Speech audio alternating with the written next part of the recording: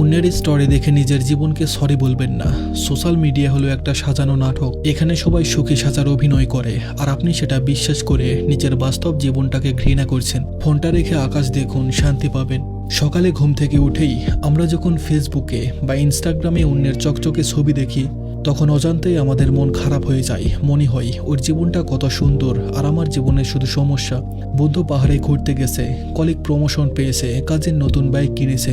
এসব দেখে আপনি নিজেকে ব্যর্থ ভাবতে শুরু করেন, আর এখান থেকেই ডিপ্রেশনের জন্ম হয়। কিন্তু আপনি যেটা দেখছেন সেটা কি সত্যি? সোশ্যাল মিডিয়া হলো মানুষের জীবনের শ্রেষ্ঠ মুহূর্তগুলোর একটা অ্যালবাম মাত্র। কেউ তার কান্না, ব্যর্থতা বা ঋণের কথা ফেসবুকে দেয় না। যে মেয়েটির হাসি মুখের ছবি দেখে আপনি হিংসা করছেন, হয়তো সে রাতে ঘুমের ঔষধ খেয়ে ঘুমাচ্ছে। যে ছেলেটির বাইক দেখে দীর্ঘশ্বাস ফেলছেন, হয়তো সে কিস্তির টাকা জোগাড় করতে হিমশিম খাচ্ছে। পর্দার ওপারে সবাই অভিনেতা। এই নকল দুনিয়া দেখে নিজের আসল শক্তি নষ্ট করবেন না। ফুলের সাথে ফলের তুলনা হয় না, দুটোর ফোটার সময় আলাদা।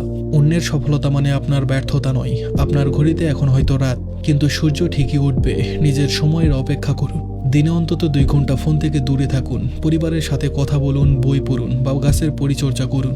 ভার্চুয়াল জগৎ থেকে যত দূরে থাকবেন, মানসিকভাবে ততই সুস্থ থাকবেন। যেটা নেই সেটা ভেবে আফসোস করবেন না, বরং যা আছে, সুস্থ শরীর, 3 বেলা খাবার আর মাথার উপর ছাদ, এগুলোর জন্য কৃতজ্ঞ হন। হাসপাতালের বেডে শুয়ে থাকা মানুষটার কাছে আপনার এই সাধারণ জীবনটাই স্বপ্ন। জীবনটা পারফেক্ট হতে হয় না, জীবনটা রিয়েল হতে হয়। ফিল্টার লাগানো ছবির চেয়ে আপনার মুখের আসল ছবিটা অনেক বেশি দামি। অন্যকে ইমপ্রেস করার জন্য নয়, নিজেকে ভালো রাখার জন্য বাঁচুন। ধন্যবাদ সবাইকে।